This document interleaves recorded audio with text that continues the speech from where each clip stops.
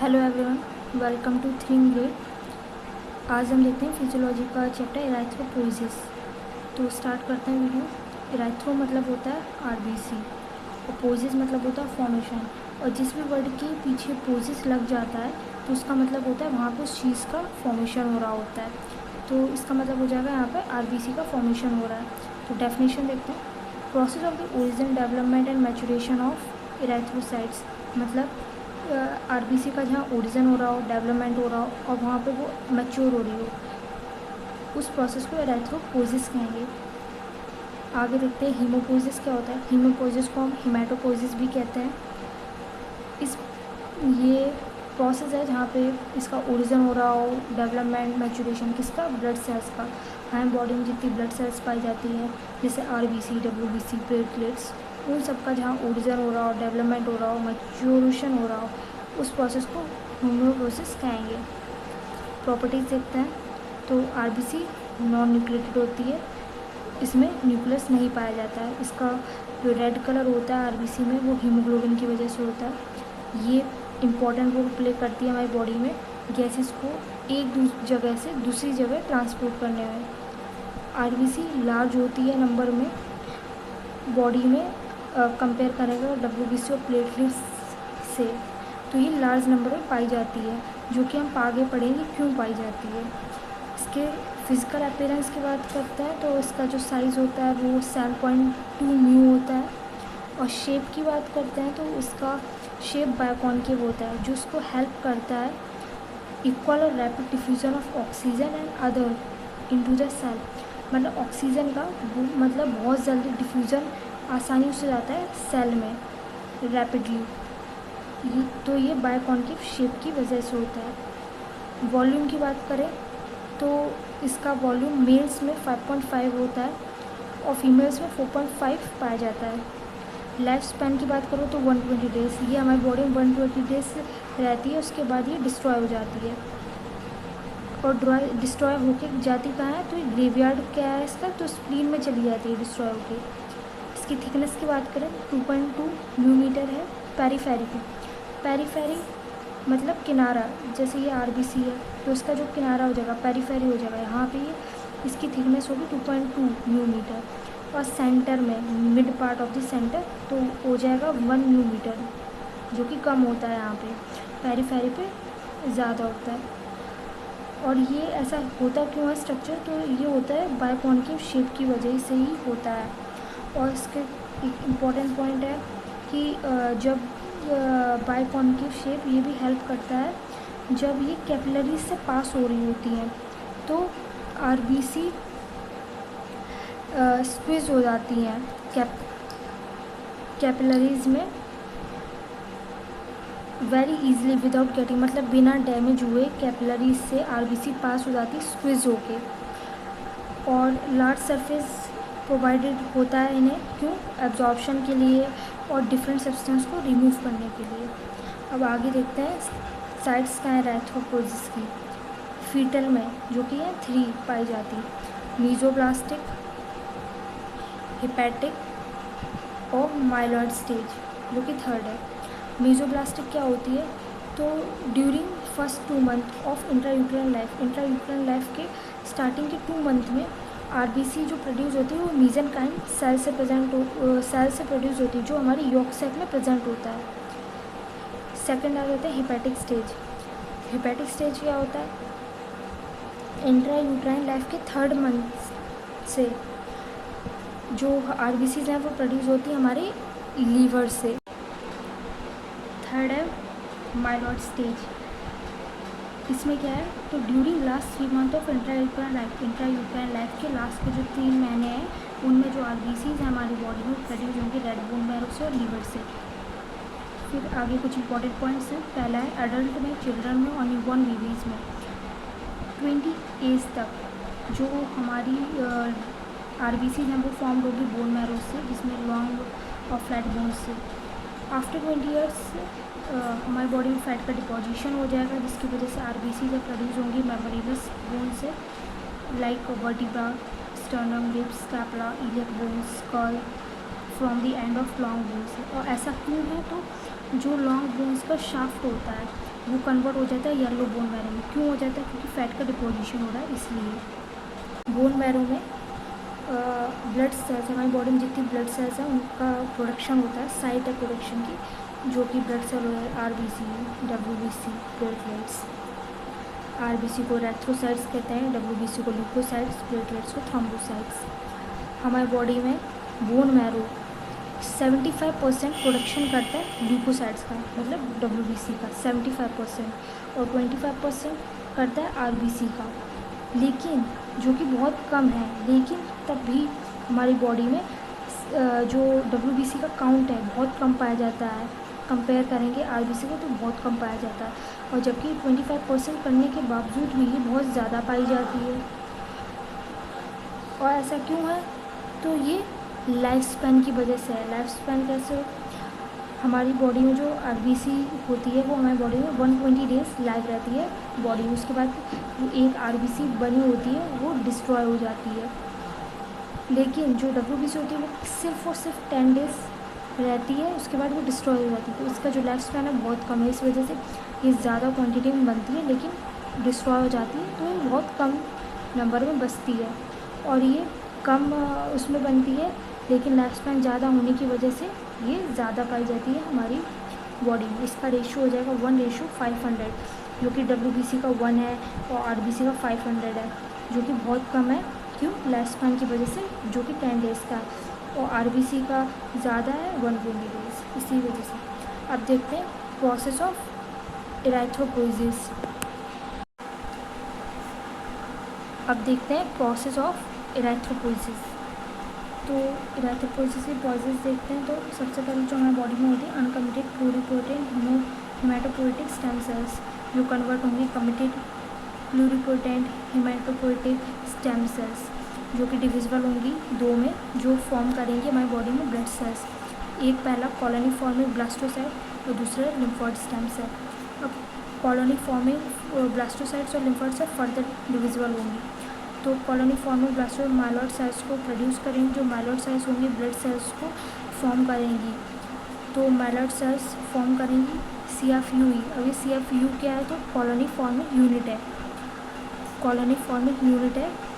जो colony forming unit erythrocytes को produce करेंगी, कॉलोनी फॉर्मिंग यूनिट ग्रेनुलोसाइट और मोनोसाइट को प्रोड्यूस करेंगी, कॉलोनी फॉर्मिंग यूनिट मेगाकैरियोसाइट्स। तो जो इरेथ्रोसाइट होगा वो RBC को फॉर्म करेगा और ग्रेनुलोसाइट मोनोसाइट को फॉर्म करेगा। ग्रेनुलोसाइट फर्दर डिविजिबल होगा बैन में। बैन क्या है? बेसोफिल्स, इजोफिल्स और न्यूट्रोफिल्स और जो M होगा मतलब मेगाकैरियोट्स, ये हमारे प्लेटलेट्स को फॉर्म करेंगे। फिर RBC से ये फर्दर स्टेजेस होंगी इरेथ्रोपोइसिस की, जो हम आगे देखते हैं। लिम्फोइड स्टेम सेल्स 2 में डिविजिबल होंगी फर्दर, पहला लिम्फोसाइट्स और दूसरा NK सेल्स। NK सेल्स हमारा में डिविजिबल होंगी। फिर अब देखते हैं इरेथ्रोपोइसिस के ड्यूरिंग कौन कौन से चेंजेस होते हैं। पहला, जैसे जैसे हम स्टेजेस के आगे बढ़ेंगे वैसे वैसे हमारा जो सेल का साइज है वो डिक्रीज़ होगा, कम होता चला जाएगा। न्यूक्लियस प्रेजेंट होगा, न्यूक्लियोलाई प्रेजेंट होगा, या तो दोनों प्रेजेंट हो सकते हैं या दोनों अब्सेंट भी हो सकते हैं, या एक प्रेजेंट होगा। तीसरा देखेंगे हीमोग्लोबिन का अपीयरेंस हमें देखने को मिलता है यहाँ पे स्टेजेस में।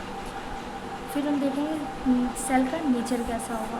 तो इन 4 के बेसिस पे हम देखेंगे कौन कौन से स्टेजेस में कौन कौन सी चेंजेस आ रहे हैं। तो स्टेजेस देखते हैं। पहली है proerythroblast, early normoblast, intermediate normoblast, late normoblast, reticulocyte और मैच्योर इरेथ्रोसाइट। अब प्रोइरेथ्रोब्लास्ट पहली सेल है जो कॉलोनी फॉर्म यूनिट इरेथ्रोसाइट से फॉर्म हुई है। अब कॉलोनी फॉर्म यूनिट इरेथ्रोसाइट का साइज है 25 मिलीमीटर। जब हमने पढ़ा था कि जैसे जैसे हम नीचे जाएंगे हमारा जो सेल का साइज है वो डिक्रीज़ होगा। तो जब प्रोइरेथ्रोब्लास्ट पर आते हैं तो सेल का साइज है वो 20 मिलीमीटर होता है, क्योंकि कम है, डिक्रीज़ हो रहा है। और इसका जो इसमें न्यूक्लियस और न्यूक्लियाई दोनों प्रेजेंट होते हैं, न्यूक्लियोलाई। और इसका जो नेचर है सेल का बेसोफिलिक होता है। बेसोफिलिक मतलब बेसिक होता है। और यहाँ पे हीमोग्लोबिन की अपीयरेंस तो नहीं पाई जाती है, लेकिन यहाँ पे इस स्टेज में सिंथेसिस स्टार्ट हो जाती है हीमोग्लोबिन की। फिर अर्ली नॉर्मोब्लास्ट में कन्वर्ट होता है प्रोएरिथ्रोब्लास्ट, तो यहाँ पे साइज आ जाता है 15 मिलीमीटर, जहाँ पे न्यूक्लियस इसमें खाली प्रेजेंट होता है, न्यूक्लियोलाई नहीं प्रेजेंट होता है। फिर क्रोमैटिक नेटवर्क का इसमें कंडेंसेशन स्टार्ट हो जाता है, इसका नेचर बेसोफिलिक हो जाता है और यहाँ पे हीमोग्लोबिन प्रेजेंट नहीं होता है, एब्सेंट होता है। इंटरमीडिएट नॉर्मोब्लास्ट में जब कन्वर्ट होता है थर्ड स्टेज, इसका साइज हो जाता है 10 से 12 मिलीमीटर के बीच में। यहाँ पे न्यूक्लियस प्रेजेंट होता है, न्यूक्लियोलाई फिर से एब्सेंट होता है, नहीं प्रेजेंट होता है। और क्रोमैटिक नेटवर्क यहाँ पे इसमें खाली कंडेंसेशन हो रहा था, इसमें क्रोमैटिक नेटवर्क का फर्दर और ज़्यादा कंडेंसेशन हो रहा लगता है। और ये एक ऐसी स्टेज है जहाँ पे हीमोग्लोबिन का अपीयरेंस हमको देखने को मिलता है, इसलिए इसको पॉलीक्रोमैटिक भी कहते हैं। इसका जो नेचर है वो बेसोफिलिक होता है। फिर नेक्स्ट स्टेज है लेट नॉर्मोब्लास्ट। लेट नॉर्मोब्लास्ट का साइज 8 से 10 मिलीमीटर के बीच में होता है।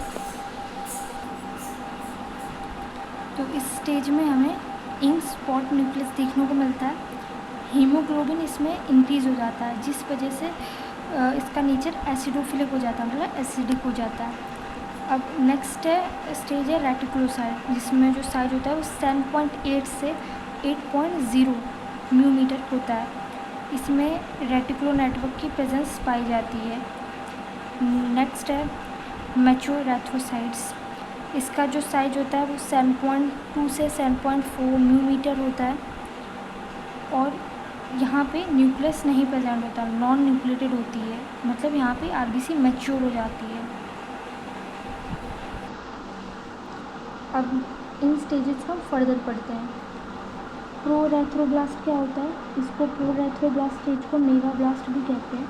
ये पहली सेल है जो डायरेक्ट होती है कॉलोनी फॉर्मिंग यूनिट इरेथ्रोसाइट से। ये लार्ज होती है साइज़ में, मतलब 20 मिलीमीटर का साइज होता है। इसमें न्यूक्लियस न्यूक्लियोली दोनों प्रेजेंट होते हैं। इसका नेचर बेसोफिलिक होता है, मतलब बेसिक होता है। इसमें हीमोग्लोबिन प्रेजेंट नहीं होता, लेकिन हीमोग्लोबिन की सिंथेसिस स्टार्ट हो जाती है स्टेज में। ये देखो, ये दो दिख रहे हैं, एक न्यूक्लियस न्यूक्लियाई दिख रहा है।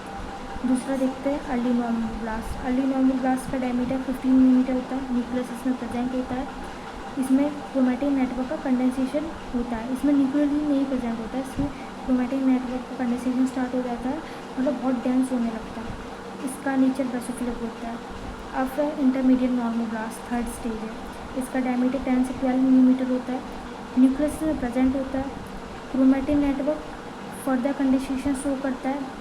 हीमोग्लोबिन स्टार्ट अपेयरिंग, ये पहली स्टेज होती है जहाँ पे हीमोग्लोबिन दिखने लगता है, हमें स्टार्ट हो जाता है अपेयर होना। ये बेसोफिलिक होती है ऑलरेडी, लेकिन हीमोग्लोबिन की वजह से थोड़ा थोड़ा स्टेन होने लगती है एसिडिक बेसिक दोनों से, मतलब बेसिक ऑलरेडी होती है, एसिडिक से थोड़ा थोड़ा स्टेन होना है, और इसी कारण इसको पॉलीक्रोमैटिक इरेथ्रोब्लास्ट भी कहते हैं। अब है late normoblast. Late normoblast diameter है इसका 8 से 10 मिलीमीटर।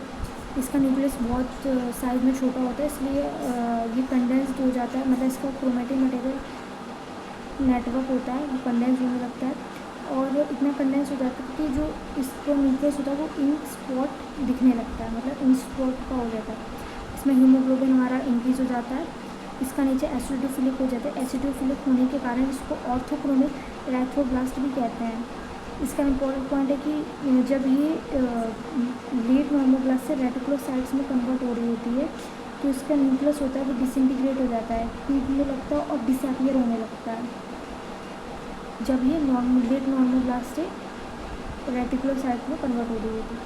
अब रेटिकुलोसाइट फिफ्थ स्टेज है, इसका डायमीटर 7.8 से 8.0 मिलीमीटर है। इसमें आरबीसी इमैच्योर होती है, पूरी मैच्योर नहीं हुई होती है। इसका साइटोप्लाज्म कंटेन करता है रेटिकुलम, जो कि फॉर्म होता है ऑर्गेनेल्स के, जो डिसइंटीग्रेटेड ऑर्गेनेल्स हो जाते हैं उनके रेमिनेंट से, जिसको कहते हैं रेटिकुलोसाइट। जो स्टेन होता है सुप्रावाइटल स्टेन से। अब थर्ड है सिक्स्थ है, डायमीटर 7.2 से 7.4 होता है। ये ज़्यादा है, ये कम है। रेटिकुलर नेटवर्क डिसअपियर हो जाता है इसमें रेटिकुलोसाइट था, इसमें रेटिकुलर नेटवर्क डिसअपियर हो जाता है। इसमें फाइनली जो हमारी आरबीसी होती है वो मैच्योर हो जाती है। मैच्योर हो जाती है इसका मतलब वहाँ पे हमने पढ़ा था स्टार्टिंग में नॉन न्यूक्लिएटेड होती है, इसलिए नॉन न्यूक्लिएटेड होती है क्योंकि जब हम लोग नेट नॉर्मोब्लास्ट से रेटिकुलोसाइट में जा रही होती है स्टेज में, तब जो न्यूक्लियस होता है वो डिसइंटीग्रेट हो जाता है और डिसअपियर हो जाता है, इसलिए जो आरबीसी होती है वो नॉन न्यूक्लिएटेड होती है। हीमोग्लोबिन इसमें प्रेजेंट होता है और उसको पूरे 7 डेज़ लगते हैं डेवलप्ड होने के लिए, और 7 डेज़ पूरे लगते हैं इसको डेवलप होने के। ऐसे हमारी पूरी मैच्योर आरबीसी फॉर्म